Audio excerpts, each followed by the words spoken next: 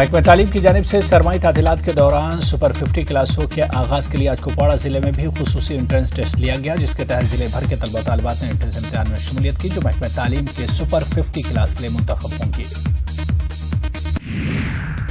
Super 50 کے لیے بارہمولہ کے گرلز ہائر سیکنڈری اسکول میں اسکریننگ ٹیسٹ کا انعقاد کیا گیا۔ ڈائریکٹر اسکول ایجوکیشن نے یہ پہل شروع کی ہے۔ Civil services AIEEE CET JK SET کے علاوہ دیگر مسابقتی امتحانات کے لیے مفت میں کوچنگ دستیاب کرائی جا رہی ہے۔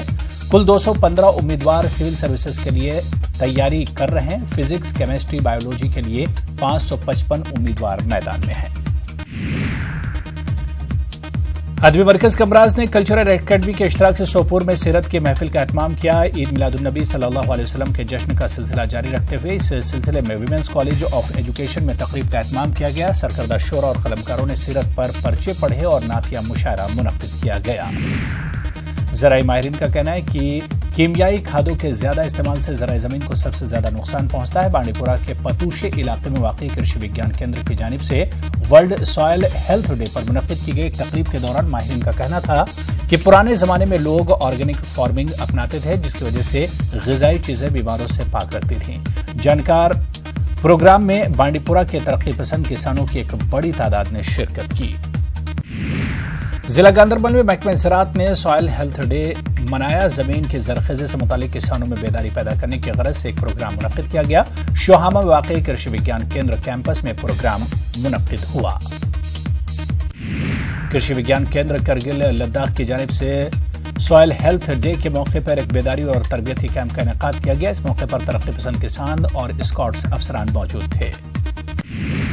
IIM جموں کے عہدیداروں نے ضلع انتظامیہ پلوامہ کے افسران کے ہمراہ ضلع پلوامہ کے چندگام علاقے کا دورہ کیا۔ اس دوران حکام نے حکومت کی جانب سے IIM کے لیے منتخب کی گئی اراضی کا جائزہ لیا۔ اس موقع پر ٹیم کے ہمراہ ضلع ترقیاتی کمشنر پلوامہ غلام محمد ڈار بھی موجود تھے۔ ڈار نے ٹیم کو ہر ممکن مدد کا یقین دلایا۔ فوج کے 3 جیکلائی ونگ کی جانب سے کپواڑہ کے بنمبل چوکی بل میں ایک مفت طبی کیمپ کا انعقاد کیا گیا۔ اس موقع پر حاجی پیر بریگیڈیئر نے لوگوں سے خطاب کیا۔ علاقے کے لوگوں نے فوج کے اس اقدام کی کافی سراہنا کی۔ آگام پولیس نے ایک اہم کارروائی کرتے ہوئے 5 قمار بازوں کو گرفتار کیا ہے۔ پولیس کے مطابق ارچندر ہامہ کے علاقے سے ان قمار بازوں کو گرفتار کیا گیا ہے۔ 5 افراد پٹن ابو کنزر اور ارچندر ہامہ کے علاقے سے تعلق رکھتے ہیں۔ کٹھوا کے راج باغ تھانے کے چھن اروریا میں چوروں نے گزشتہ رات SBI کی ATM مشین اڑا لی۔ مقامی لوگوں کا کہنا تھا کہ رات کے دوران ATM کے باہر سیکورٹی گارڈ موجود نہیں رہتے۔ معاملے پر پولیس نے FIR درج کر کے تحقیقات شروع کر دی ہے۔